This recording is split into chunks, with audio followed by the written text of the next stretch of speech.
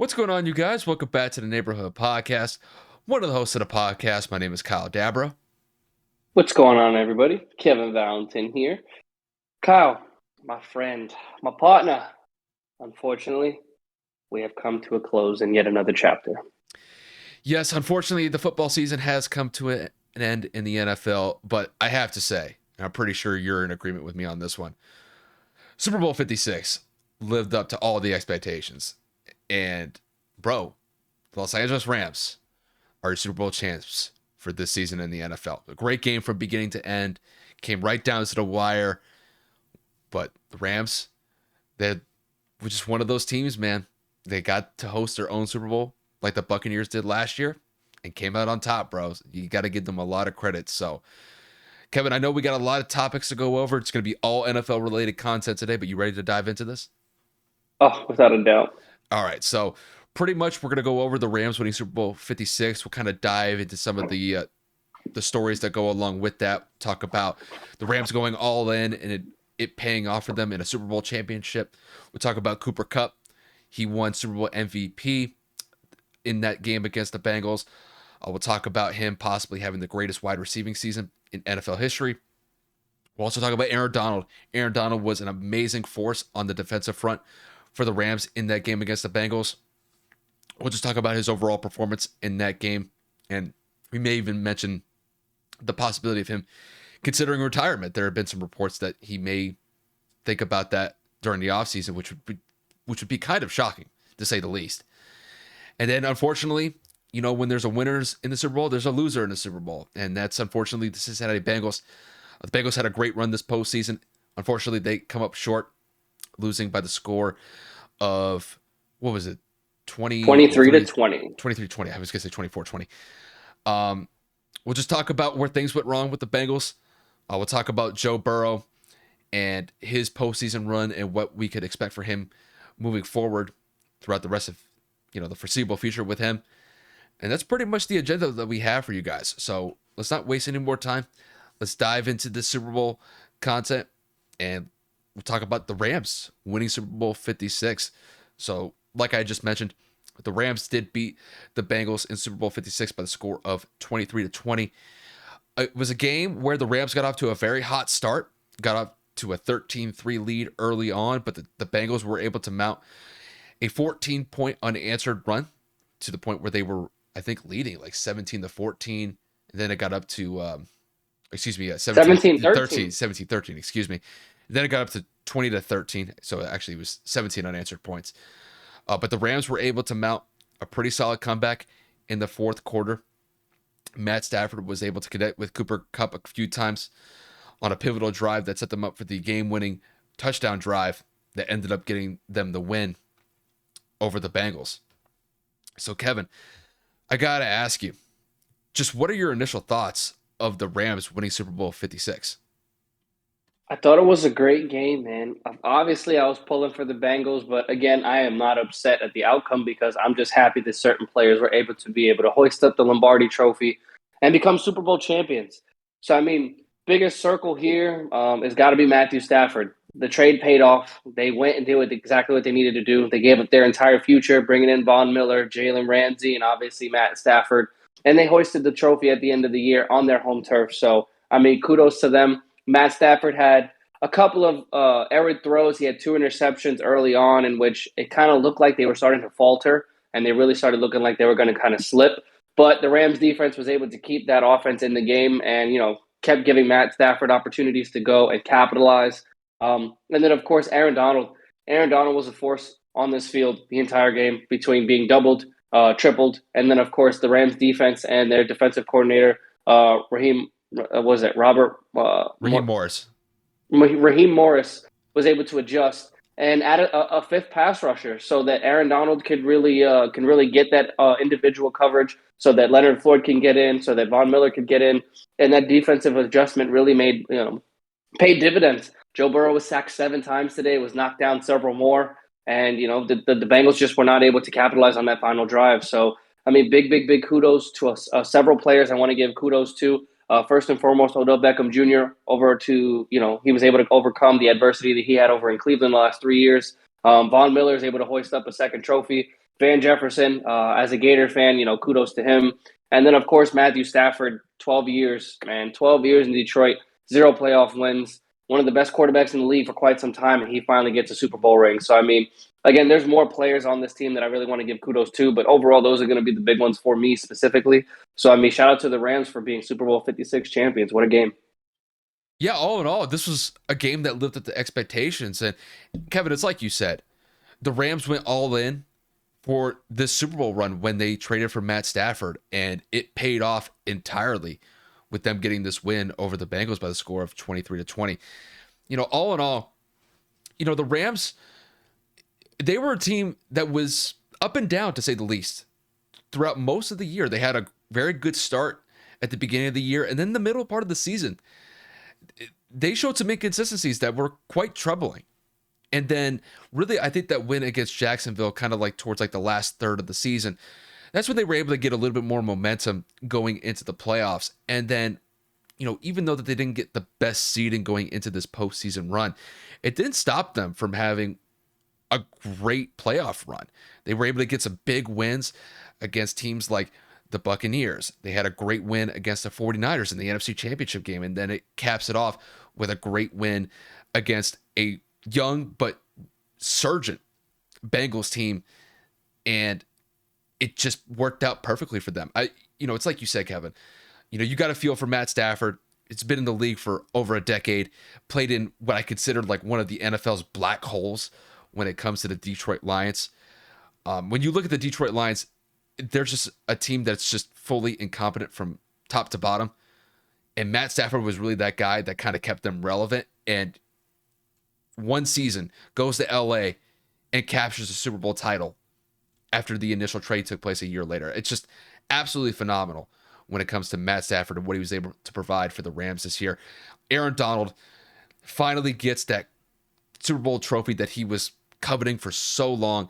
They had an opportunity a couple years ago against the Patriots. They fell a little bit short, but Aaron Donald was just an absolute monster in that game against the Bengals this weekend. I mean, he made the plays that needed to be made on the last drive of the game on 3rd and 1, was able to stop from the Bengals converting on that 3rd down. And then on the 4th down play, he's able to get past the offensive line, and he's able to get Joe Burrow off his spot and essentially damn near get a sack and force Joe to make an errant pass that turned the ball over on downs. It gave them the win. I mean, Odell Beckham, despite the fact that he got hurt, he was huge in that first half, was able to get a touchdown early on for the Rams. And Cooper Kupp, Super Bowl MVP, well-deserved. He came up huge in that critical game-winning touchdown with just a couple minutes left in the 4th quarter. He was money, and there was no way that the Bengals had an answer for him throughout the entire course of the game, and he stepped up when it mattered the most and ended up getting the game-winning touchdown. He had 2 touchdowns overall. Just, that dude's been a monster the entire year, and it's really just because he and Matt Stafford were able to connect with each other consistently throughout the season, and it showed itself once again in the biggest game of the year for them. You got to give a lot of credit to Sean McVay. Sean McVay was really all in on this team. He's one of the youngest Super Bowl head coaches to win one. He is the youngest. I mean, the guy's in his like mid-30s, like 36 or 37 years. 36 years old, bro. He is younger than your boy. Yeah, it's, the boy that Kevin's referring to is Tom Brady. Tom Brady's 44. So it really kind of goes to show how young Sean McVay is. It's just, all in all, man, you got to give the Rams a bunch of credit. There was a lot of risk associated with, putting this much investment into the team this year. OBJ, Jalen Ramsey, Odell Beckham, just really, I mean, these guys were pivotal pieces for the Rams this year, and it culminates in a Super Bowl championship. So there's not much else I could say other than you got to give the Rams a lot of congrats on the season that they had, and they are well-deserving Super Bowl champions as far as I'm concerned. Yeah, I mean, I just want to make one quick note. I know we have some segments to hit.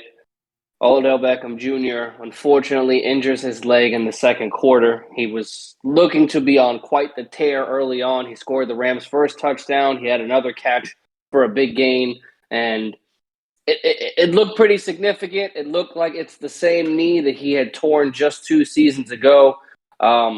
literally almost 2 years on the exact dot that he tore his ACL. I'm no doctor, but it was a non-contact injury. It looked like the knee buckled in a way that it could be a tear. He did not return to the game. So he did win a Super Bowl with the Rams. Thank you, God, that he did. But I'm praying that, that he's all right, man. Nobody deserves to go through that much scrutiny and then have to suffer a loss like that in the biggest game of his career. Yeah, I mean, it kind of almost reminds me of a play. Um, I believe it was a couple of weeks ago, or it actually may actually have been last year. I remember like Mike Evans had a similar type of play where he was running a crossing pattern over the middle, and he took one step, and it literally looked like his leg like completely like fell apart after it. And this one with Odell Beckham, I mean, when you watch the slow mo, it's clear as day. Like, bro, his knee buckled, and you just kind of assume the worst at this point. Hopefully, it's not as bad as it looks, and hopefully, it was just a hyperextension. But typically when you see those non-contact injuries, usually a torn ACL, torn MCL, torn meniscus. You hope for the best for OBJ because he was a pivotal piece for the Rams, really the last half of the season. And bro, even though they only played one half in this Super Bowl game against the Bengals, still got a touchdown. It was extremely pivotal for the Rams offense in that first half. And Kevin, I know you wanted to mention something about Odell Beckham. We've been kind of talking about this before we started recording, and I think you got some words not for OBJ, but for a certain team that he was on for quite some time. Hey, let's put the camera on me really quick. Right. So Odell Beckham obviously was drafted by the Giants.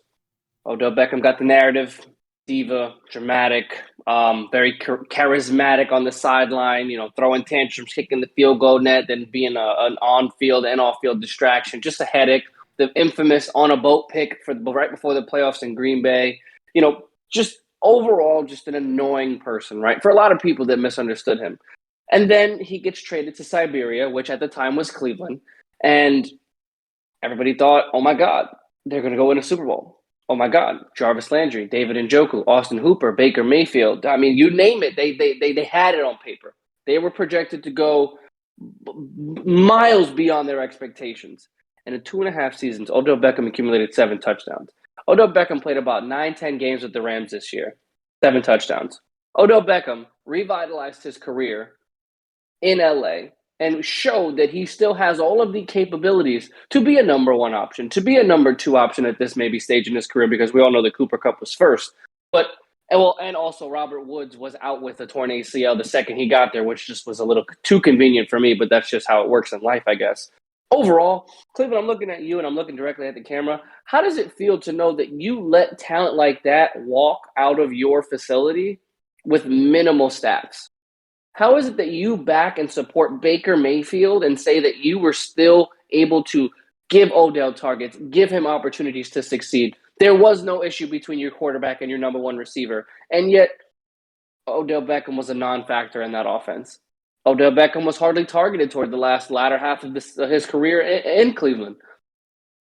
Was it because he wasn't open? I don't think so, because I'm pretty sure Odell Beckham Sr. was able to shed some light on that and show that his son, in fact, was open in a lot of film and show that his son was actually being mistreated, because there's no reason for an NFL caliber quarterback like Baker Mayfield, that you make him out to be, was going to be able to miss somebody like Odell Beckham open. You're going to tell me that there were no other receivers, or that there were more receivers on that team that were better than Odell? You're going to tell me that Baker Mayfield had no personal vendetta? I don't believe it. There's absolutely no reason. Is Matthew Stafford better than Baker? By miles. Obviously, now he's a Super Bowl champion. But prior to that, it's a whole different magnitude. I'm looking at the Cleveland Browns saying, you wasted 2.5 seasons of Odell Beckham's career, and you made him out to be a drama queen and a nutcase, when in reality, when he got there, he basically kept his mouth shut, as opposed to what he was doing in New York. He tried to do his best. He was with his best friend in Jarvis Landry, his college roommate. Obviously, he was trying to do what was best for the team. You don't not target a top 10 wide receiver in the NFL in the second half of the season. You don't not target a person that is a mismatch nightmare against any corner in the NFL. You don't not throw it to a man that demands a double team. But for whatever reason, Cleveland wanted to make it out that it was Odell. It wasn't Baker. That it was Odell and not the offensive play calling. So Cleveland can eat words and Cleveland can eat shit because Odell Beckham, whether he tore his leg or he tore his leg up or not, he was a contributing factor to the Rams winning the Super Bowl today. And for that, you guys look like a bunch of assholes. Kevin, I can't really disagree with you on this one. And when you kind of look at the initial hope that Cleveland had when they brought Odell Beckham into the fold was that there was going to be this huge expectation that they were going to light up the AFC. You know, Baker Mayfield was going to have his premier wideout alongside Jarvis Landry, David Njoku, and Austin Hooper. And they didn't go anywhere with it. And in fact, there was just so much drama stirred up between both Odell Beckham's camp and then the Browns camp. It was just a disaster. And I am glad that Odell was able to kind of get out of that situation, go to a better team, a Super Bowl contending team in the Los Angeles Rams, and show the world what I think a lot of people have thought that he's capable of, but just the situation in Cleveland was so disastrous that you had a lot of people that were basically spectating and thinking that, is Odell washed? Is Odell done? And as far as I'm concerned, what he was able to do the last half of the season and throughout this postseason run for the Rams, guy's in the prime of his career. Now, granted, hopefully that knee injury was not significant because that would just be brutal for him. But, Odell can look back in Cleveland, give them the middle finger all day. And, bro, he's got a Super Bowl ring to prove it now. So Cleveland just looks like a bunch of idiots. There's no other way of saying it. And it's like what Baker said, the Browns is the Browns, bro. Like, it is what it is. Just that's what Cleveland is. Cleveland is a team that is just mired in ineptitude. And I know that they've looked better recently compared to like the last 20 years or so. But how do you let a premier wide receiver like that just you kind of leave him off to the side, kind of cast him off as a nobody? You knew what he had. You knew what his skill set was. And you didn't maximize it. It's like you said, the Browns look like idiots. Bro, and that's on half them. years, I know. you were only able to accumulate 1,586 yards and 7 touchdowns. This man, Odell, was on the Rams for a total of 7 to 8 weeks, not including the playoffs. And he was able to accumulate, in just the regular season, he played 7 games, because the first one he sat out. He got 305 and 5 touchdowns. In the postseason, he was able to accumulate another 2 touchdowns. So you're telling me he had 7 touchdowns in 9 games, 10 games. And in 3 years, you were only able to get him 7. This is what I'm saying, bro. Cleveland needs to look at that front office. Cleveland needs to look at Baker Mayfield and say, damn, we really had one of the best receivers in the league, and we didn't use him. Whether it's scheming against him, using him as a decoy, he wasn't open. The narrative is gone now, bro. Odell Beckham rose right back to the top and looked at them like this. And not only that, they had one of the best 1-2 running back combos in the league with Kareem Hunt and Nick Chubb. And then you got Jarvis Landry who's as a solid number 2 wide receiver as you'll find throughout the NFL. I mean, to me, this is more of a reflection on Baker Mayfield than anybody else. Baker's a subpar quarterback. Because you put any other quarterback in that situation that Cleveland has with those players that they had on the roster. You put Tom Brady in there, you put Matt Stafford, you put an average to above average quarterback in that situation in Cleveland. That team probably goes to the AFC Championship game and is probably possibly going to a Super Bowl. Because they have studs on the defensive side, too. I was just about to make that point. I mean, you got Myles Garrett on that side. You got some really good playmakers on that Browns defense. If anything, bro, Baker looks like a tool. Baker looks bad in this one, bro. And I know Baker's been dealing with a bunch of injuries the last couple of years. This season mainly, yeah. This year, he was definitely battered, to say the least. He was dealing with that, I think he was dealing with a torn labrum. For pretty much most of the season. So I can understand why he was struggling this year. But 7 touchdowns in 2.5 seasons, that's unacceptable. Not for somebody like that. Baker's got to step up, bro. And I don't know how you're going to be able to step up when you got guys like that who are only getting 7 touchdowns in 2 years. It's a bad look. Oh well, Odell gets the last laugh. I mean, God willing, he's all right. But still, he gets his ring, man. So happy for him. Seriously. 100%. But with that said, we're going to keep focusing in on the Rams. I think they deserve a lot of attention for winning the Super Bowl. And one guy that we're going to focus on in particular is the Super Bowl MVP, which is Cooper Kupp. And Cooper Kupp had a phenomenal game against the Bengals, had 2 touchdowns, had the game-winning touchdown at the end of the fourth quarter. And really, this performance that he had against the Bengals, it really caps off just a phenomenal season from Cooper Kupp from beginning to end. And you could say that he arguably had one of the greatest individual wide receiving seasons that we've ever seen. And that's really the question that I'm going to pose to Kev here. Kev, to kick this one to you, did Cooper Kupp cap off the greatest wide receiving season in NFL history after winning the Super Bowl MVP this past weekend? So, guys, that's a loaded question. For everybody that's going to give us all the shit in the comments, there was an extra game this season. Kyle and I are fully aware. We're talking about point blank the numbers that he ended with this season, the accolades he achieved, and then, of course, capping it off with a Super Bowl MVP, which, quite frankly, a lot of the greatest receivers of all time that exclude, of course, Jerry Rice and all of those famous people, they don't even get to this point in their careers. They don't get to hoist the Lombardi Trophy. They don't get to hoist the Super Bowl MVP award as well. So let's just look at the season as a whole. The regular season, Cooper Kupp ended 2021 with 1947, 1,947 total yards. He had 145 receptions and 16 touchdowns. That is what they call in the NFL a triple crown. He led all 3 statistical categories for wide receivers sparring along the the NFL. He also led the NFL in yards per game in 114.5. So, quite frankly, when you talk about one of the best seasons, it is there. I don't know about the best because that extra game was a part of it, but because he led in every single category, I would say that he's definitely up there for it. Now, he also had 191 targets. That's not the most in the NFL, but again, almost 200 fucking targets is ridiculous. He was a Pro Bowl starting wide receiver, first team All-Pro, 2021 Offensive Player of the Year. I mean, the list goes on and on. And then now Super Bowl MVP.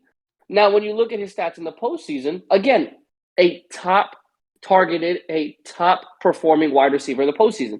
He had 386 yards in 4 games. He had 4 touchdowns, and he had 128 yards per game. Is there really anything that you can say here, like that is going to exclude him from being able to output this much success?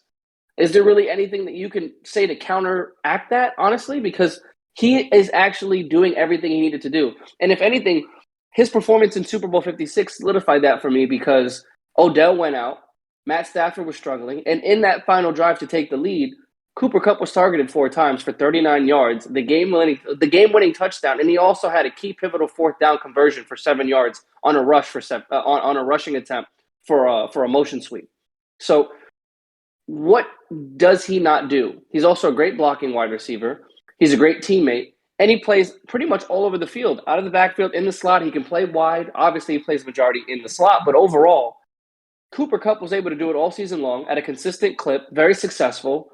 And when you win a Triple Crown, Super Bowl MVP, and every other accolade you can aside from an MVP, that's got to be somewhere in a top 2, top 3 kind of statistical season that a wide receiver could have.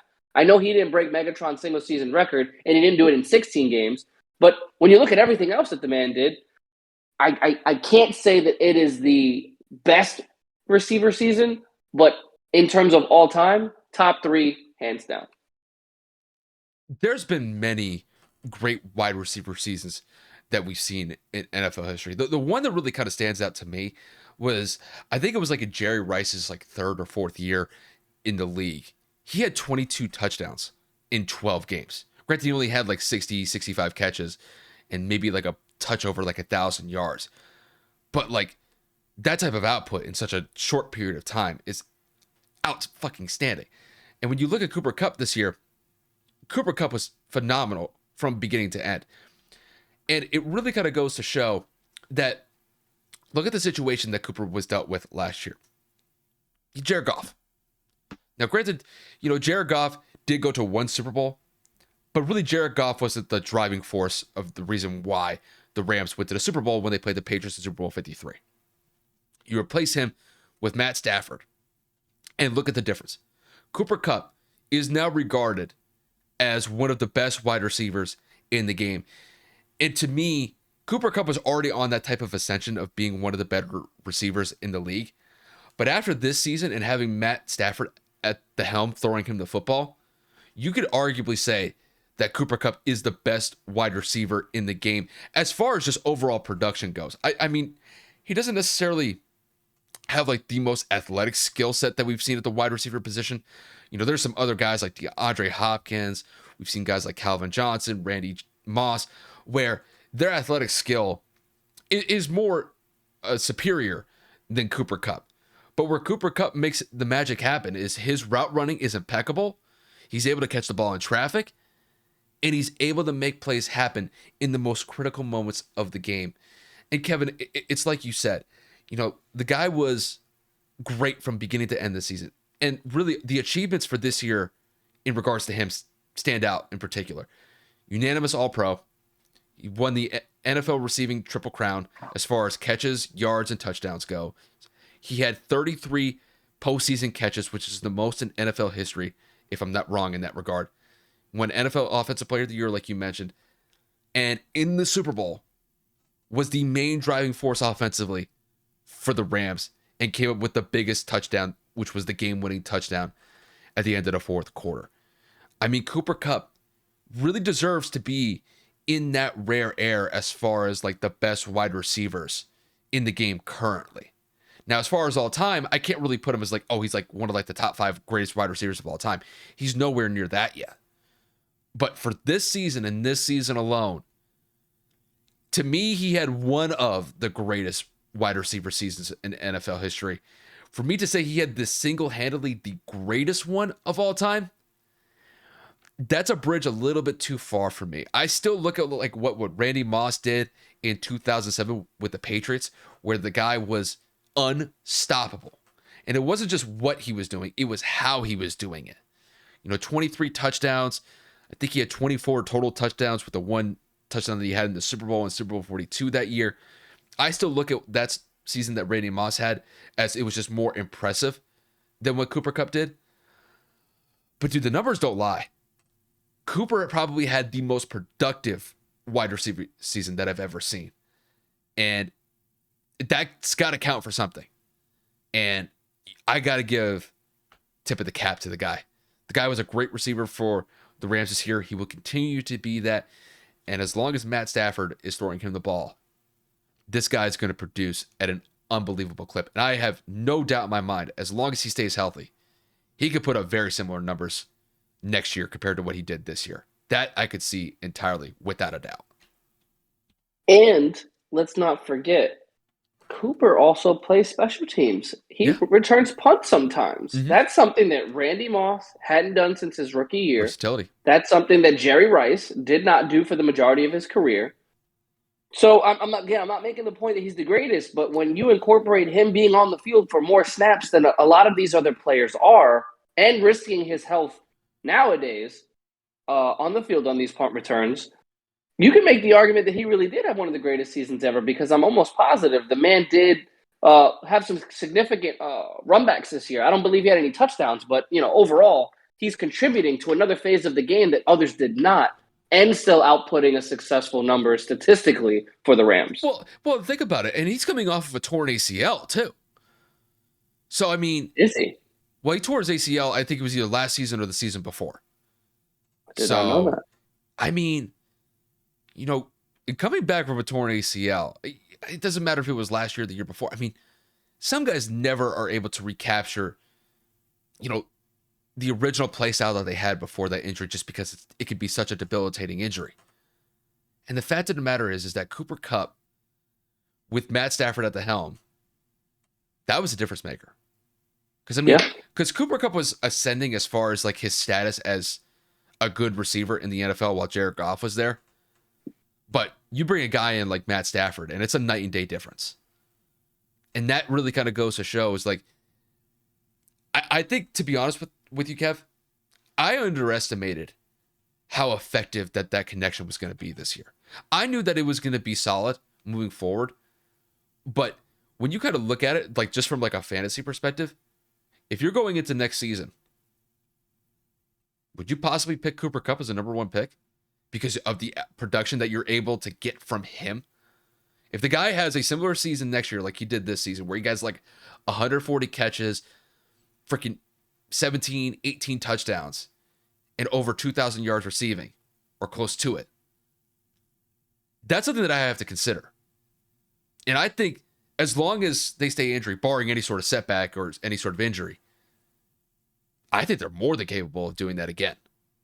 And because it's going to be a struggle, though. If they don't re-sign Odell, Robert Woods is not going to start the season right away. I assume he's going to miss a game or two because he tore his ACL. He'll be coming back from that a little slowly as well. We'll see how the rehab process goes with him because he did suffer that injury not at the end of the season. No, middle of the year. He should be back. Yeah, I mean, I imagine that he'll be kind of like getting back into the groove of things by training camp, and then probably by week 1. I don't know if he'll be all the way back, but I think he'll be playing by then. Yeah, so I mean, we'll have to see what happens there. But if it ends up just being him, it will actually we'll see how it is because he'll be the only option, similar to what he was in the Super Bowl this year. But I mean, even before they signed Odell, I mean, he was still a monster, and I'm talking about like when Robert Woods was there alongside like Van Jefferson. Cooking. I mean, to me, he was just a model of consistency this year, and the guy was sure-handed too. The guy did not drop too many passes. So, I mean, I got to give him a lot of credit, bro. He's really ascended to the top tier of wide receivers. But it really kind of goes to show what happens when you get a great quarterback in the fold with Matt Stafford. Because with Matt coming in, it took Cooper's game to the next level. You can't deny that. Nope. And I mean, arguably, this could be a great connection that they can form for the next couple of years, because this was only year 1. Now that they have a year of chemistry built underneath them, they already have the foundation set. Now they could just build upon what they already did this first year, and they already won a Super Bowl. So I don't know if they're going to be able to outperform what they did this year, but with those two, you never know. You never really know. But we could talk about Cooper Kupp and Matt Stafford all day, but we do got to focus on the defensive side of the ball with the Rams, and that's Aaron Donald. Aaron Donald, who's probably one of the greatest defensive players of this generation, if not arguably the greatest defensive player of this generation, made a significant impact in that game against the Bengals in Super Bowl 56. Came up with some crucial tackles. I believe he had like a sack and a half in that game against the Bengals, and was responsible for 2 big plays at the end of the game, stopping the Bengals from converting a first down on 3rd and 1 with about 45 seconds left, and then being able to get pressure on Joe Burrow on a 4th and 1 to force him to throw a ball in the dirt, and essentially gave the Rams the Super Bowl title over the Bengals. Now, Kevin, to pose the question to you, do you believe that Aaron Donald's performance against the Bengals was enough to earn him a Super Bowl MVP over Cooper Kupp? I think so. I mean, Von Miller was able to do it when he was competing against Cam Newton in Super Bowl 50. Granted, I believe Von Miller had 2.5, if not 3 sacks in that game, and Aaron Donald was only able to accumulate 2. But the difference is that people don't really realize, if this was a metric, I believe that it should be counted towards the defensive side because it impacts the game that much.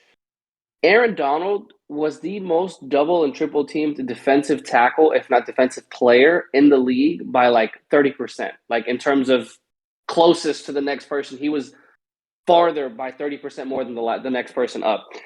Aaron Donald was double and triple teamed pretty much the entire first half until Raheem Morris was able to adjust the defense and send a 5th rusher, to where Von Miller and Floyd were able to impact the game single coverage, like I said earlier. But when you have one man at 6 feet tall demanding 2 to 3 grown men of 6 feet plus to block him because he's that scary or that strong, that should be a metric. That should be a stat. That should be something that is mentioned in the review of, damn, man, this guy was like, he was going after it every single play he was on the field. This man was fighting through double chip blocks, running back chip blocks, tight end blocks. Like, he was going through the run of the mill, okay? And Aaron Donald rightfully deserves to be in the discussion for Super Bowl MVP because of everything he was able to overcome, because of the impact that he had to sack Joe Burrow on that game-sealing defensive stop with that sack, because of the presence that he was able to bring to the table and to lift that defense up.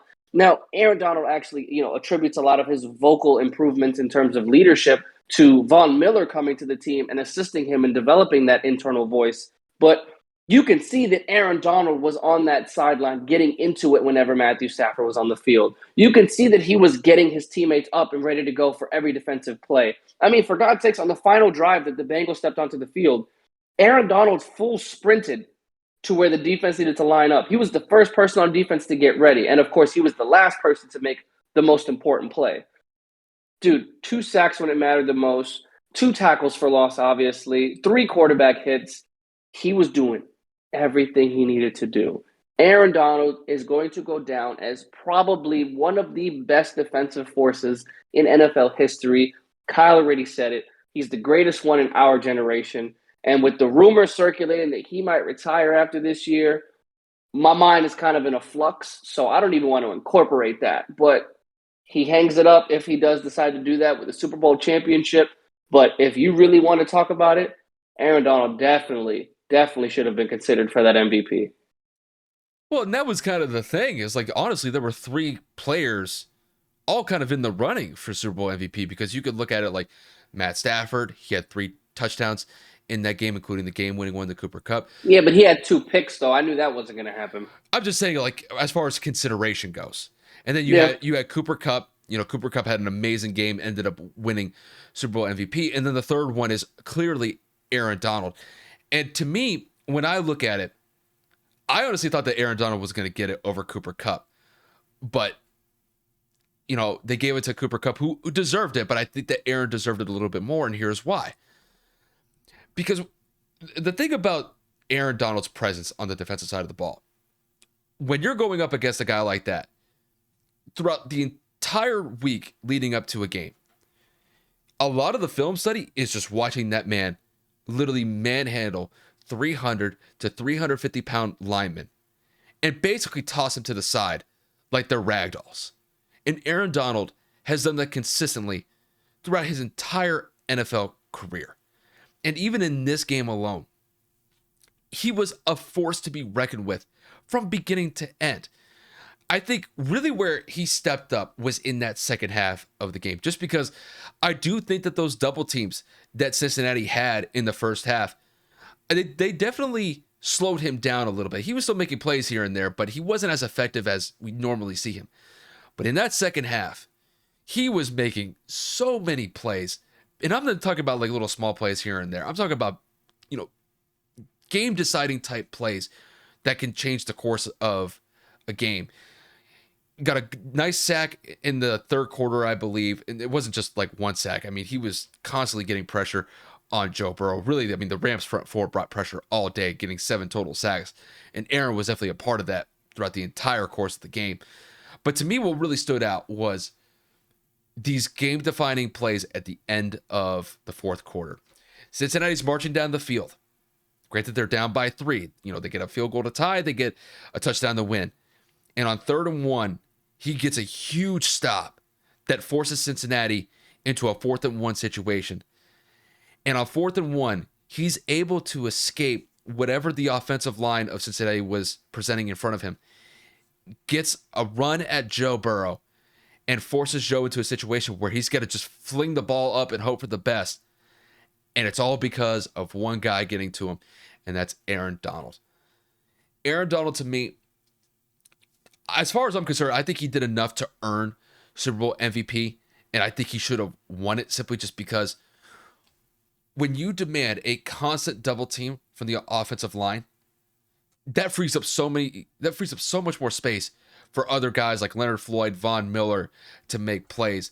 And it's because if you don't double team Aaron Donald, if you just go one-on-one, he's going to destroy the guy that's lined up against him. And even in times when the Bengals went one-on-one against him, he won those matchups for most of the time, every time that he was presented with them. So, all in all, Aaron Donald was one of the best players that we've seen in recent memory on the defensive side of the ball. He made critical plays when they needed to be made in this game against the Bengals. And I think he definitely deserved winning Super Bowl MVP. Now, we'll see what happens as far as his career goes, because he did talk about possibly retiring before this game had the Rams won this one. I mean, it'd be a hell of a way to go out. I mean, the 8 seasons that he's played in the NFL have been nothing short of phenomenal. I think he's basically been an all-pro, either like first team or second team that entire time. And even though if he does decide to retire from the game, it'd be sad because I think he still has a lot left in the tank, and it would be unfortunate not seeing him play on Sundays. But I think he would hang it up as probably the greatest defensive player of this generation, and you could arguably put him in the Mount Rushmore of greatest defensive NFL players of all time. I have no problem making that jump just because the guy's been so consistent since he first got into the league. And this was his career-defining game, and he stepped up and rose above the occasion. So, congratulations to Aaron Donald on winning Super Bowl 56. And for me personally, I hope we get to see him keep playing, because, I mean, it really is an honor and a privilege to see what this guy is capable on the defensive side of the ball. Got to give it up to him, bro. He deserves it. Dude, he's too dominant. I mean, I know we continuously bring up the physical aspects, but for those of you that don't necessarily understand, like, offensive linemen are anywhere from like 6'4" to 6'8", like, 290 to 360. Those are men. Those are just houses. And I'm not saying that Aaron Donald isn't, but there's easily like a 4 to 6 inch discrepancy in height and weight. It's almost a 100-pound difference. I mean, but Aaron Donald is 260, 275 pure. Like, there's pictures of him after a workout. He's just pure muscle. And he is like bullying these offensive linemen. We've seen it with hand. We've seen it with speed. I mean, for God's sakes, we saw him bully a guard in the Super Bowl. Like, off snap, just pushed him all the way back. You know why? And you know why? Why? He gets lower. He gets lower. He gets better leverage. And that's why. Granted, he may not be, 6'5", 6'6", but he's able to use his size in advantage for him against those offensive linemen, because if he's able to get leverage by getting lower and being able to get around the guy that he's going up against, it's very difficult as an offensive lineman to counteract that, especially when a guy is getting lower on you and has just so much force when he's making contact at the line of scrimmage. That's why he's getting constantly double teamed. It's just his speed off the ball and the fact that he's able to gain leverage so quickly. That's why teams are always kind of scared going up one-on-one against him, because there's really nobody that can consistently go one-on-one against him and actually hold their own. It's always a double team. And sometimes, for God's sake, you need 3 guys to stop one dude. It's just, Kevin, you don't see that. I mean, you definitely don't. Bro, you're talking about like guys like Lawrence Taylor and Reggie White who had that type of impact on just the defensive side of the ball. Like, it's incredible. 30, 40 years ago. I mean, it's unbelievable. And I mean, people have been saying this for a while, that Aaron Donald, like, sometimes he gets voted as like the number 1 player in the NFL. I mean, when you look at it, you can make a case that he's probably been the best player in the NFL for like the last 3 years. I know there's some other guys that you can consider, like Patrick Mahomes, Tom Brady, Aaron Rodgers. I mean, granted, the quarterbacks always get a lot of the shine and a lot of the respect as far as being like the number 1 player in the league goes. This dude, Aaron Donald, this dude is different. He's just, he's insane. And I want to see him keep playing. He's only 30.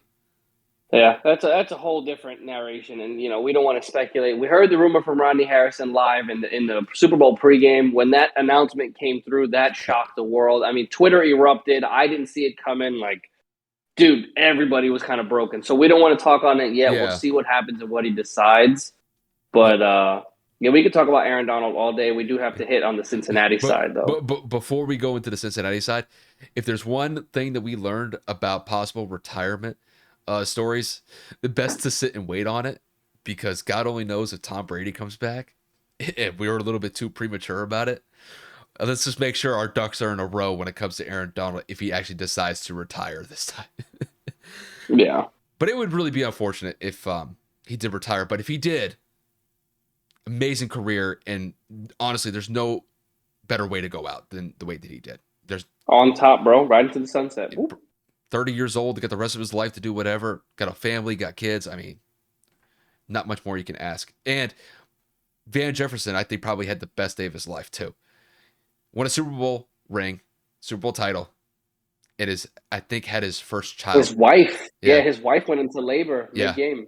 So, bro, he's having a hell of a day. And in a good way, too. Not in a bad way. I mean, probably one of the best days of his life. So, Florida Gator. yeah.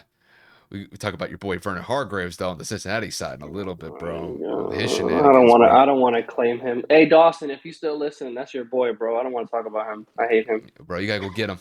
He's out here acting up. Call Dawson. Dawson will get him. Bro, inactive and still acting up. But it's like what we mentioned earlier, you guys. When there's a winner to the Super Bowl, unfortunately, there is a loser. And that is the Bengals. And the Bengals, despite taking an L in the Super Bowl against the Rams, the Bengals had a phenomenal run this year. And I think it's pretty safe to say that they played the underdog role extremely well throughout this playoff run, especially getting huge wins on the road against teams like the Titans and the Chiefs, when I don't think a lot of people were really banking on the Bengals coming through and getting those upset wins, but they proved a lot of people wrong. And they showed the rest of the world that this team is young, they're hungry, and I wouldn't be surprised if they find themselves in a situation similar to this one in the near future. Now, Kevin, to kind of like form some sort of question to you, with the Bengals losing Super Bowl 56, who do you think is most responsible for Cincinnati losing this game against the Rams? Well, I mean, I got to give it straight. I mean, first and foremost, I'm looking at the offensive line. Joe Burrow was sacked 7 times this game. Joe Burrow was sacked, I believe, only 2 or 3 times in the first half. I believe only 2. So you're telling me he was sacked 5 times in the second half? You guys were unable to make an adjustment. Your offensive line was unable to try to keep their franchise upright. Joe Burrow almost exited the game because he got bent up on a play because he was sacked and people fell on top of him and his right knee got bent up underneath. So you already tore your left knee. You already tore your left knee. Do you really need to go out there and tear the next one up? So that's first. Second, I'm looking at Zach Taylor, head coach of the Bengals, because he calls the offensive plays. That last drive was horrendous. You get 9 yards on the first play on 1st and 10. It's 2nd and 1. Terrible play call. 3rd and 1. You go right into a draw play that went nowhere. Aaron Donald was able to muscle Joe Mixon back. And then, of course, on 4th and 1, Aaron Donald immediately penetrates, gets the game-winning sack. So you're just looking at Zach Taylor like, what are you doing? Jamar Chase was able to make a big play on the first play of the drive. And then, of course, the next play was able to get 9 with T. Higgins. And then, of course, right after that, it was just shit play after shit play after shit play. And I don't know, man. It just showed inexperience. It just showed maybe a little overconfidence. I mean, I know me and Kyle talked about it earlier as the game had concluded, but that was probably one of the worst fourth quarter play calling situations I could have ever seen. I mean, you were literally cooking with Jamar. Joe Mixon was having one hell of a second half and averaging 4.8 yards per clip in the game. But in the second half, he was definitely averaging almost 10 yards a carry because, am I lying, Kyle? In the fourth quarter, it looked like he was averaging like 8-9 yards a clip. It was just, they couldn't touch him. So I don't understand why they didn't lean on the run. I don't know why they didn't go back to Jamar Chase. So Zach Taylor, to me, is the second portion. But Kyle and I made this point in the beginning of the year, and I am going to stand by this point until this is fixed. Jamar Chase had an incredible year, Offensive Rookie of the Year. He damn near could have went All-Pro. He had one of the greatest rookie seasons, if not the greatest rookie season of all time. It came down to protecting the franchise. It came down to Joe Burrow being upright. Do you guys understand he was sacked 19 times this year in the playoffs? He was sacked 51 times in the regular season. Do the math. That is 70 times in one season my franchise quarterback was sacked. And by my, I mean like the quarterback as a whole, like Joe Burrow. I'm not a Bengals fan. I'm saying like if I'm looking at it as a Bengals fan, my man was on the ground more times than he ever should be after tearing an ACL. 19 times beats the previous NFL record of 14 times by Wade Wilson in 1987. How in God's name they got this far after the escapade that went down in Tennessee, tying a playoff record with 9 sacks in one game, is beyond me. The Cincinnati Bengals have a big problem. They hit on Jamar Chase. Thank God. Good for them. But man, if this does not get corrected immediately, Joe Burrow is going to be just like Andrew Luck. I have been telling Kyle this all season long. Tall, big arm, can make the throws, confident, great teammate, poised in the pocket, all of it. Injuries, offensive line struggles. It's literally a complete repeat offense from 2012. Andrew Luck inherits a shitty offensive line, except Joe Burrow's got way more playmakers and a better defense. So I don't know how this is going to go in the future, but if Cincinnati doesn't pick a page from, or should I say, if Cincinnati doesn't not pick a page from Ryan Grigson's book, it's got to be this whole draft. I don't want to see one defensive player drafted. This better be like 6, 7 straight picks of offensive linemen in free agency. I don't give a shit. You got to the playoffs with Joe Burrow getting beat up. It's the first time in NFL history the most sacked quarterback in the regular season goes to the Super Bowl. So I'm just saying, Cincy's got to figure something out, man. And if not, their franchise is going to be hurt a whole lot more. I mean, as far as the game is concerned, as far as who's most responsible, I have to say Zach Taylor. And it really strictly comes down to play calling.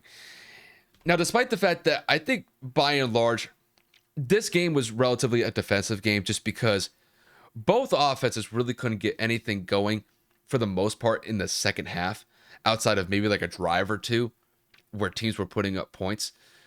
It's just that last drive. Zach Taylor, I think, started off the play calling fine. I think that was a nice play that Joe threw to Jamar Chase, was able to get past Jalen Ramsey, got like 25 yards on that play. And it set them up in good position to get in field goal range as far as like getting within that range relatively quickly. The problem for me is when it came down to the last 3 plays of the drive. 2nd and 1. I don't know what Joe was looking at as far as throwing it to Jamar Chase, but throws it 25 yards past Jamar. I think Jamar broke off the route. And then you go to 3rd down. 3rd down, they get shut out on 3rd and 1. And then on 4th down, you're going out of the shotgun on 4th and 1. Now, the play call that they had in mind, I don't know if it was going to work out. I don't know who Joe was looking to specifically on that 4th down, but they had one more timeout in their pocket. And I would have been more interested to see the Bengals try to run it on 2nd down instead of 3rd down. Because to me, when you're on the 4th down, on the 4th and 1, you're in a passing situation anyway. Because, even if you do get the 1st down, you have to burn a timeout. And typically you don't want to burn a timeout when you're trying to get in field goal range with only 30, 35 seconds left. But just the play calling at the end of the game, I think it really shows Zach Taylor's youth and inexperience when it comes to making the right play calls in just critical moments of the game. And mind you, I mean, the Bengals got all the way to the Super Bowl this year. So there's a lot of credit that you got to give Zach Taylor for getting this team to where they were. But I think that there were some play calls at the end that really cost them a chance to get in field goal range. Because honestly, they really only needed about 10 yards for Evan McPherson. And Evan McPherson throughout this playoff run has been phenomenal for Cincinnati with hitting some clutch kicks. And unfortunately, he was never really to get into a situation to possibly get that game into overtime. Because I think had the Bengals gotten some better play calling from Zach Taylor, they probably could have either won the game or at least tied the game. And unfortunately for them, they left some plays out on the field they just weren't able to execute. And that's why the Bengals are going home, not as Super Bowl champions. And Kevin, I want to hit on the point that you made about their long-term future with Joe Burrow. I'm 100% with you on this one. You have to protect him at all costs. And the fact of the matter is that offensive line is just weak. I know that Joe keeps a very cool demeanor. He doesn't get a lot of he doesn't get flustered by huge moments of the game, where he doesn't get super frustrated when things aren't going their way. But I know in the back of his head that him taking all these hits, it's annoying. And it's going to get to a point where he's going to start suffering some really big injuries outside of the ones that he's already sustained in the first 2 years of his career. I mean, Joe Burrow, he has the potential of being probably the best quarterback in Bengals franchise history. I mean, he's already off to a good start. He's already taken them to a Super Bowl in his first 2 years. And I wouldn't be surprised if he takes them to another one in the future. But their main priority this offseason is to get protection for that guy, because that's your franchise piece. He shows you that he can go out and make the big plays when they matter the most. And if he's constantly getting hit, that could shorten a player's career. We've seen it, like you said, with Andrew Luck. And hopefully Cincinnati can learn a thing or two from Indy's mistakes so that Joe Burrow can play for 10, 15 seasons and not suffer the amount of hits that Andrew Luck did with Indy. So, all in all, the Bengals are in a good position. They have a great quarterback piece in the fold for themselves. I think Zach Taylor is a competent coach moving forward. But in this game specifically, I do think that the play calling cost them in this one. And it's unfortunate, because I really do think the Bengals were this close to winning a Super Bowl. But bad play calling and poor execution, that's why they're going home. It's just unfortunate for them. Yeah, I mean, but what did you expect? It wasn't going to be a perfect Super Bowl from either coach. It wasn't going to be a flawless Super Bowl from either Super Bowl quarterback. I mean, you saw Matthew Stafford made some big mistakes. You saw, obviously, like you made the point, Zach Taylor's play calling was questionable. I mean, for God's sakes, Joe Mixon had 78 yards on 15 touches. I don't understand why he didn't have more personally, because I said in my take, if Joe dominates, and by Joe I meant Joe Mixon, because I called Joe Burrow, I call him Joseph because he's that damn good. We're on a first name fucking basis.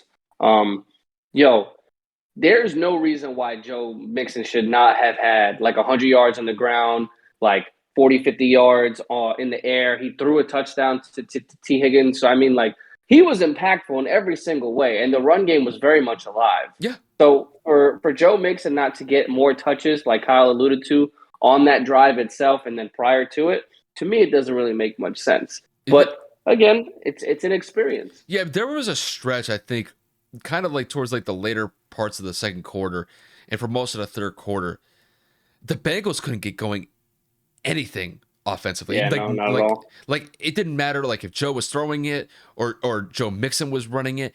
It didn't matter. It's just the Rams defense was playing phenomenal in that third quarter, and honestly, they needed to, because I mean, after that Matt Stafford interception in the third quarter, the Rams were on their heels. And the Rams made some big plays that needed to be made. And, not just offensively, but defensively. And really, I mean, they stymied the Bengals in that third quarter primarily. And even in the fourth quarter, the Bengals couldn't get anything moving. Just they didn't have the consistency. And Kevin, I know we didn't mention this, but bro, how bad was that missed call by the refs? I was literally just about to bring it up, bro. Like, we are always on the same page. You miss calls in football games. I mean, it happens. I mean, there are holding calls essentially on every play that some refs miss. But Jalen Ramsey getting his face mask pulled by T. Higgins, correct? Yeah. And them not calling the flag on that. That's an atrocious miss. Now, I do appreciate the fact that the refs weren't really a big factor in this game until probably until the end. But that's a play that you have to throw the flag on that one because that one was so blatant. And I can understand Jalen being pissed about that one because it was clear as day that T ripped his face mask. And I know that Jalen didn't necessarily have the best game because he was kind of getting burnt out there a little bit. But on that one, a lot of it. I can't blame Jalen on that one. I mean, Jalen got his freaking face pulled. Like, yeah, no, that one's not on him. No, in essence, the call itself wasn't called. That was bad. The refs were just completely oblivious to it. I don't understand how you are. You have a sideline judge. You have a judge in the middle of the field behind the safety. Like, the ball's in the air. You got to be looking at the receivers right there. That's the sideline judge. Make sure you make the catch. Make sure it's inbound. You know what I'm saying? Like, his literal job is to watch how the play develops along the sideline. You are the sideline judge. How you miss an offensive player swinging the defensive player across your body and then Jalen basically doing a somersault into the ground is beyond me. Now, I will say, Jalen Ramsey was getting cooked because the initial release upon T. Higgins on the route, Jalen bit down and T was able to run the fade. If Joe leads him, there's no reason for him to even touch Jalen Ramsey. But he floated it a little high. It was a little underthrown, so T had to come back to the ball, which led to the foul that occurred. And I think that if that was a better throw, Joe's tossing that, and Jalen is burnt for the second time or in a row that game. The first one being the Jamar Chase one down the sideline in the first quarter. So Jalen did not have a good game, but that call in and of itself should have been immediate. And I mean, like, within a second of him, his face whipped this way. Like, I don't like. It should have been an instant. And the thing is, because sometimes, like, we could be a little bit prisoner of the moment based on the slow-mo instant replay that we see on the broadcast. But, bro, when you watch it in full speed, I mean, it's obvious. It's blatant. And, like, to me, as a referee, you have to be obligated to call that when it's that clear and obvious. And the thing is, I think that played a huge factor psychologically for the Rams in, like, the first, 5 minutes of the third quarter, because you know what happened right after. Matt threw the pick. I mean, that was a deflection, though. That shouldn't have been on Matt. That was a deflection. That was a drop pass. I know, because the wide receiver that was basically replacing OBJ, I think he stopped running the route, or he was too far out. He slowed up on the route, and I mean, you want to talk about, like, a game of flips, like, where the momentum is flipped completely. You have the no call on the pass interference, and then you have the interception right after that. That game could have been blown wide open. And the Bengals only got 3 out of it. I texted you. I said that should have been 7. It should have been, because all the momentum was on Cincinnati's side at that point, and they were just a little bit short. But you have to give the Rams a lot of credit defensively. That was a moment where the game was slipping for them. You get burnt on the first play in the third quarter. Quarterback with Matt Stafford throws a pick. You guys got to make a stand, and they were able to, because we've seen it. We saw it just a couple weeks ago when KC turned the ball over against the Bengals. The Bengals punished KC by converting them into points. In this one, they were able to get points, but they weren't able to get touchdowns. That's the difference. Because had Cincinnati gotten a touchdown off of that interception, that would have crushed them. Yeah, because, I mean, at that point, now you're down double digits. That changes the entire complexion of the game. Now, Matt could have come back from that, and the offense could have come back for that for the Rams. Yeah. But, hey, a 7-point hole is a lot easier to work with than an 11-point hole. It's a lot easier. So, the Rams made some big stops when they needed to, but that missed call by the refs on that T. Higgins touchdown, that's awful. Bro. Awful. I don't know if I'd put it up there, like, as far as, like, do you remember the one that took place with the Rams and the Saints in the NFC Championship game back in 2018? Oh my God, that's the worst one. That's the worst one. No. But this one is near it. That was there, but not knocking somebody out before they even touch the fucking ball. Yeah, I mean, that was a bad one. But we're not going to get into that one. That's a whole other conversation for another day. But it's like, I mean, overall, I thought the refs were fine in this game up until the end of the game. Because they had their makeup call. They had their makeup call, which sucks. Honestly, I don't really remember that many flags being thrown throughout the There course of a were. game. They said it. They said it in the fourth when that first penalty happened, where the offsetting penalties happened before the before. Actually, no, the offsetting penalties happened after the play I'm talking about, where the linebacker for the Bengals, Wilson, Zach Wilson, what's his name? No, Zach Wilson's a quarterback. The What linebacker, 55, was it, that or was it the the offensive Bengals. lineman like hitting one of the Rams defensive linemen after a sack? Because there was that one unsportsmanlike conduct penalty that the Bengals had that forced them into like a fourth and like 25 where they had to punt it. That happened in the third quarter. I don't know which Yeah, no, I'm player. talking about the fourth quarter, like legit, where the Rams were about to score, and then it was 3rd and 6 or 3rd and 7, Oh, the and holding then the call. The holding linebacker. call. Yeah, Yeah, yeah, yeah. yeah, the Bengals. That was he didn't even. You saw it in the Yeah, camera. that He like was. his hand wasn't even near him, and they that was a makeup call. To me, that was a makeup call, 100%. I'll tell you this because I even said it to my parents because I was watching the game with my parents, and we really all said it. It's like that was a makeup call. That was a makeup call from earlier. But I think what the refs were seeing, and this is just my interpretation of it, is that I think that they were thinking that the guy wasn't like grabbing the jersey and holding him. What I think that they thought was happening was that the linebacker was using his hand to push the receiver from slowing his speed down. I think that was probably what they were calling. Because, typically usually when you see a holding, usually you see like a bunch of jersey getting ripped. That's what you see. Yeah, I like think Eli what Apple, all fourth quarter. burnt toast, my guy, burnt toast. So that's why freaking all these NFL players are going after him. Dude, the Roasting him. roasting it, So, bro. if you're a friend of Eli Apple's, somebody check on him, please. I hope he's okay. Yeah, I fear for his life. yeah, you got to make sure we got to check on his mentals. But yeah, but dude, like when I saw that play happen, I was like, I think they only called that because I think they called it because he was slowing the momentum down because he was throwing it to Cooper Kupp, correct? Yeah, I think they only called that because I think they might have thought that he was slowing down Cooper's progression. But I wouldn't really call that holding. I would call that pass interference then. But even then, pass interference. That was ticky tack, bro. That was that's ticky questionable. tack. But the Rams capitalized on it. So Yeah, that's all that matters. I mean, but overall, great Super Bowl. Had a lot of fun watching it. Went all the way down to the end. oh yeah, we got one more topic to hit before we wrap this up.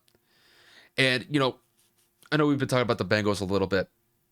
You know, second-year quarterback in Joe Burrow, phenomenal year. I believe if I remember correctly, throughout the regular season, he had like 34 touchdowns. Had a pretty big comeback year, went NFL Comeback Player of the Year this past weekend as well. Unfortunately, wasn't able to capture a Super Bowl title on top of that, but we saw leaps and bounds in Joe Burrow's progression as a quarterback, and I imagine that we will continue to see that moving forward in the new future with the Bengals with him at the helm. Now, Kevin, my question to you is, how confident are you that Joe Burrow can lead the Bengals to another future Super Bowl in the near future? I'm very confident. I think that Joe Burrow has the skill set. I mean, I've said this 100 times in the last couple of weeks. It's not just how he plays on the field. It's how he carries himself. It's how he leads this team. It's the mentality that he carries throughout the entire game and throughout the entire season. We saw a kid come out of LSU as one of the greatest college quarterbacks, if not the greatest college quarterback to ever throw a single pass in all of college sports. That used to be a title held by Tim Tebow. That used to be a title held by Cam Newton and all these other players. And then this kid from Ohio State transfers to LSU and then crushes every statistical record that could possibly be imagined and then caps with the national championship. He comes into the league, it's a number one pick to a dying franchise that hasn't had any relevance, if not any success in the past 20, 30 years. And he tears his ACL. Boom, week 10. Oh my God, the Bengals got a lot to deal with. This kid's already hurt. Jesus Christ, they got to find a way to go and build something over there to help him stay up. Then the draft comes. They draft Jamar Chase instead of an offensive lineman. There was controversy there that Kyle and I dictated that said that was going to come back to bite them, which it did. But Jamar Chase panned out a lot better than anybody thought. So overall, it kind of evened itself out to an extent.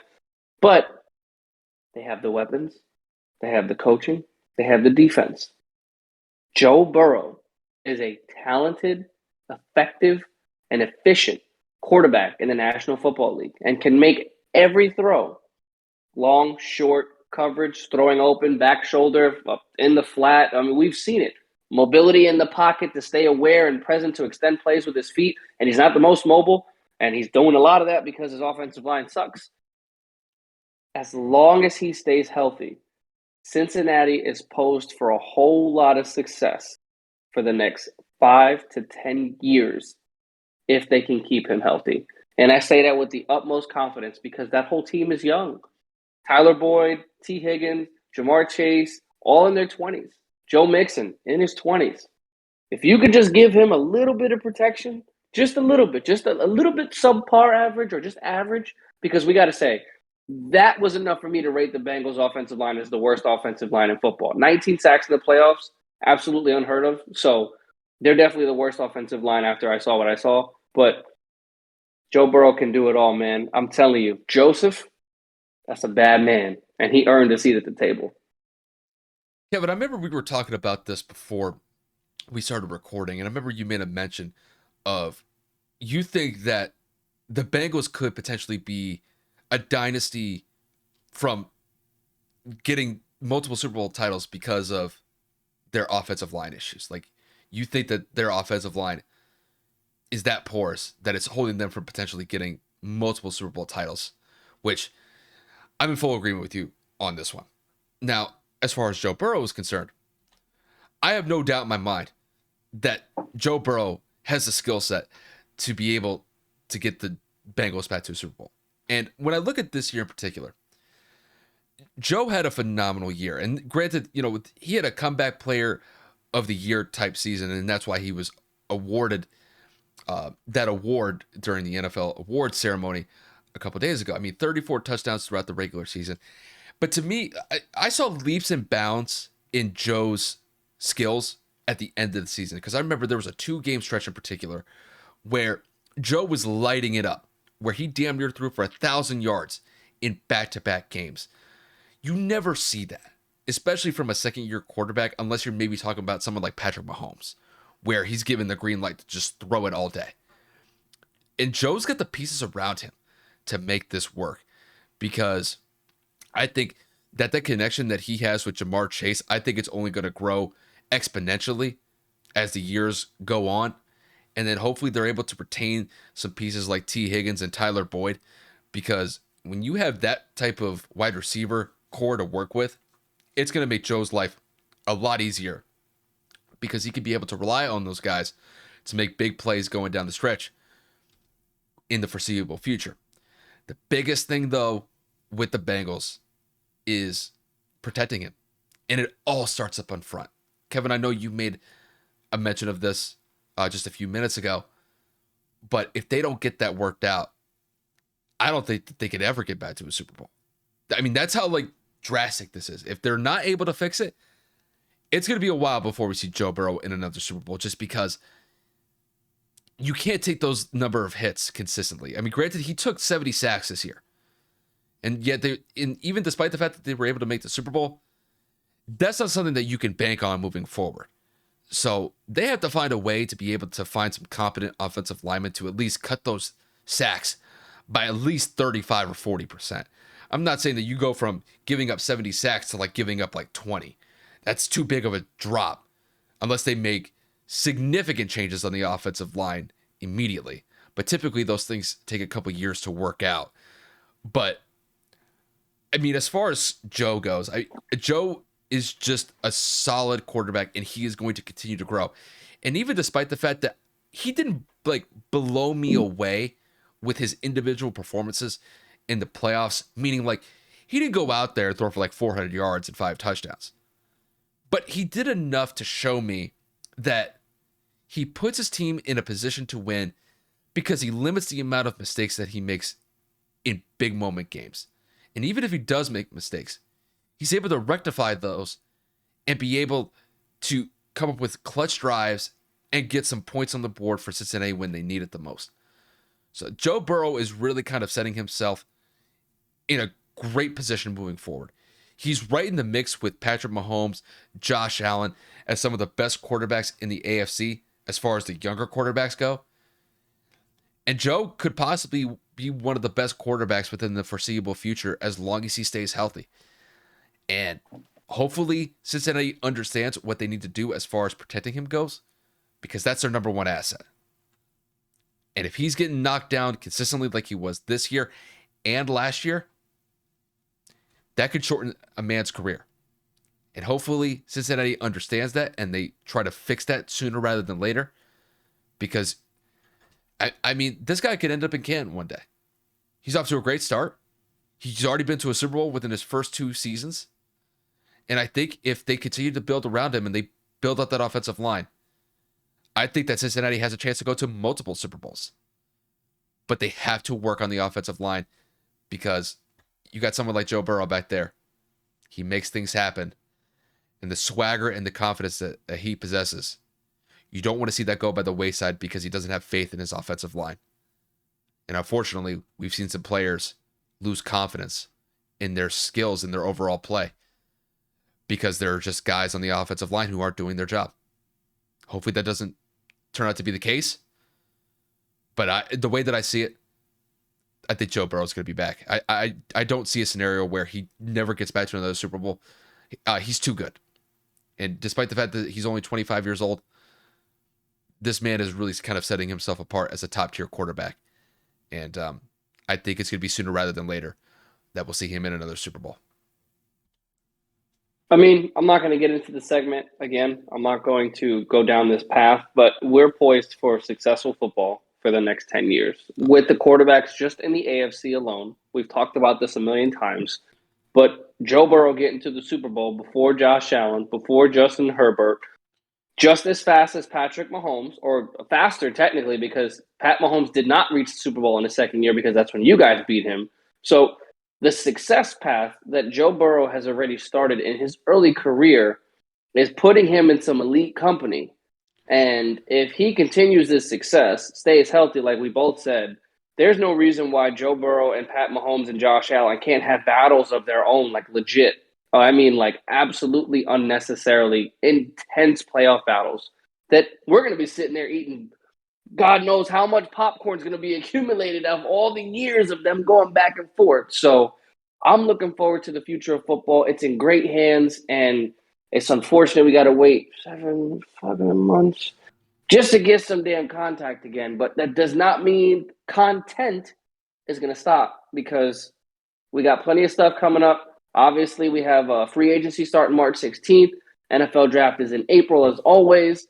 Got plenty of stuff coming up in the NFL. So Kyle and I will definitely keep everybody up to date on what's going on and all the stuff that's buzzing. But it's unfortunate, my friend. We have just come to that point where our favorite sport is over once again. I think before we wrap this up, now that the NFL season is over, just overall, just how do you think the season went? Just from beginning to end. I think it was great. A bunch of teams making the playoffs that haven't made the playoffs in God knows how long. We've seen some collapses. We've seen some win streaks. We've seen embarrassing losses. We've seen blowout wins. I mean, it was a good, theatrical, and entertaining season through in and throughout. I mean, the Packers, #1 seed, falling in their first time in the playoffs. You got the 49ers sneaking their way in on the last day, going all the way to NFC Championship. You got the Colts' epic demise. You have the Jacksonville Jaguars having 2 of the biggest upsets of the entire season. I mean, you have rookie players that are balling the fuck out in Micah Parsons and Jamar Chase. I mean, the Rams win the Super Bowl at home. Tom Brady retires. I know. We'll see. But the narratives are insane. The ratings are insane. The Super Bowl was great. I mean, it was capped off with a great game. So let's just put it that way. Last year's was a snooze fest because the Chiefs couldn't do anything right. But overall, great season. Absolutely excited for the future, like I just said. But man, oh man, this offseason is going to be interesting. Oh, yeah. There'll be a lot of stuff changing. So, again, we will keep you updated on that regard. But what do you think about the season? I think for me, it's pretty simple. You're really seeing a change at the guard. I think what you're seeing is it's really the infusion of youth. And we're going from one generation to the next. And I'm not just talking about the quarterback position. I'm talking about multiple positions. It's just I mean, you look at the quarterback position, like Tom Brady, Aaron Rodgers. Those guys are hitting the end of their careers. We'll see what happens with Tom. I don't know what the fuck's going to happen with him. He said he's retired, but we don't really know yet. He could be back, could not. So we'll see how that goes. Is Aaron Rodgers done? I mean, he won his 4th MVP. So it would tell me that he's still got a lot left in the tank. Big Ben retires. So, as far as the quarterback goes, those guys are basically at the end or are done altogether. But you also look at like the wide receiving corps, for example. You look at guys like Julio Jones. I mean, Julio Jones was top tier wide receiver a couple years ago, and he's not the same. He still possesses a great skill set, but it's just injuries. And you look at like the wide receiving corps you could look at the guys like Justin Jefferson. You could look at guys like Jamar Chase. Like these guys are relatively young, and yet they're making names of themselves so quickly because of their dynamic skill sets. And that's really going to be one of note moving forward. And then, just like I mentioned with the quarterbacks, you have all these young guys. Justin Herbert, Patrick Mahomes, Josh Allen, Mac Jones. I mean, really, when you look at the AFC, the quarterback, I mean, Lamar Jackson, I can't forget Lamar Jackson either. There's so much youth as far as the quarterback position goes in the AFC. We're set in the AFC for the next 10 to 15 years. Like, you're going to have great quarterback battles take place in that conference moving forward. And in the NFC, I think the NFC is kind of up in the air right now. I think honestly, it's like mid-tier to veteran. I don't know. It's weird. Honestly, here's how I'll describe it. I think what you're going to see is you're going to see a flip as far as teams that come out of each conference. Because if you look at the NFC the last 10 years or so, there's primarily been a new team representing that conference every single year. It's not, I mean, outside of Seattle, where they went to back-to-back Super Bowls, there was like a new team that represented the NFC in the Super Bowl every year. In the AFC, it wasn't necessarily like that. It basically came down to the Patriots, the Chiefs, and maybe teams like the Broncos Ravens. twice. And the Ravens. And the Broncos twice. It was like maybe like 4 teams. That was it. The other teams were competitive to a certain extent, but you didn't have a rotating door of teams coming and going into the Super Bowl representing the AFC. I think what you're going to see with these quarterbacks that are coming into the fold for the AFC is that's going to flip. I think the AFC is going to become a conference where there may be a new team representing that conference every year, very similar to what we've seen in the NFC the last 10 years. I think we're kind of set up for that dynamic. Now in the NFC, I don't know what's going to happen, just because I do think there's kind of a void at the top, because we'll see what happens with the Rams moving forward to see if they can repeat their success, but we don't know where Aaron Rodgers is going. We kind of assume that Tom Brady has retired, but we don't really know if that door is entirely shut yet. It's kind of up in the air. Got the Kyler Murray situation currently ongoing right now. So I mean, Russell Wilson, great quarterback, but Seattle doesn't look like they're going anywhere positive. Jimmy Garoppolo's on the move. But it really just kind of seems like the NFC is going to be devoid of like top tier quarterback talent unless there's some really good quarterbacks that are drafted in the next couple of years for NFC teams. So, because usually the way that I've seen it is I've always kind of seen the NFC as the more competitive conference, and it's really kind of been that way the last 10 years or so. I think it's going to become the AFC. I think it's going to flip. That's how I see it, though. The shift in power. Yeah, but it was bound to happen, and now we're getting it really does feel like that, like our generation, like players our age. I'm 26, you're 27, so it's like players our age are going to be coming into the fold and making names of themselves relatively soon if they haven't already. So yeah. Really, like, you're going to see guys like our age really get their time to shine within the next couple of years or so if they haven't already. And I know that I'm looking forward to it. And I agree with you completely. I think the NFL is in good hands. And you just hope for the best. That's all. But Kevin, I think that wraps it. I think that wraps it up for us, don't you think? I think so. I mean, we are just 2 minutes away from 1:30 in the morning. I know I feel like I give you guys a lot of updates on when we're done recording, but with the Super Bowl ending late and having to figure out how we wanted to go about the topics and narratives, took us a little bit to get situated. But nevertheless, as always, we thank you guys for all the support.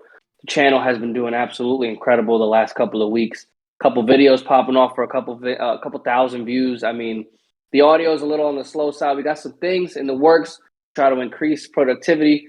A couple of things we got planned out for the future and whatnot. We're not going to reveal anything as of yet, but we're looking to the future to improve in a lot of ways, as we've been saying for the past couple of days.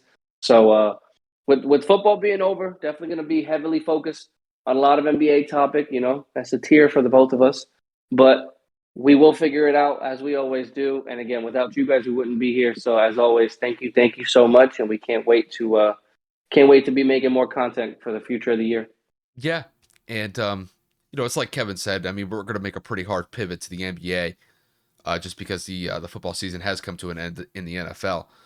But we're coming up on our 1 year mark as a podcast, so we've definitely got some things in the works.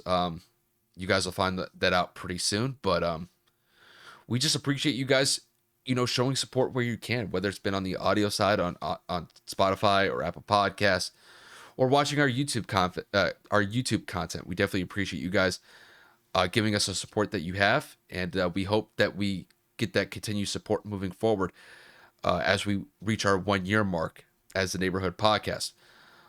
As far as the episode for later this week, very similar to what we just brought up. Expect a lot of NBA content. We may talk a little bit about some NFL topics if like some news comes up about certain players and certain decisions that are coming up. But I do expect a lot of NBA content coming out. And if anything pops from anywhere else as far as content goes, we'll try to cover it as best as we can. But Kev, I'm good on this side. Take us home from here, bud. All right, guys. So we will be seeing you guys come Friday morning, as we always do. We'll be recording on Thursday, as Kyle already alluded to. We're going to make some content. We're going to figure some things out. And obviously, as always, we appreciate it all. We'll be seeing you guys soon. Peace out, you guys.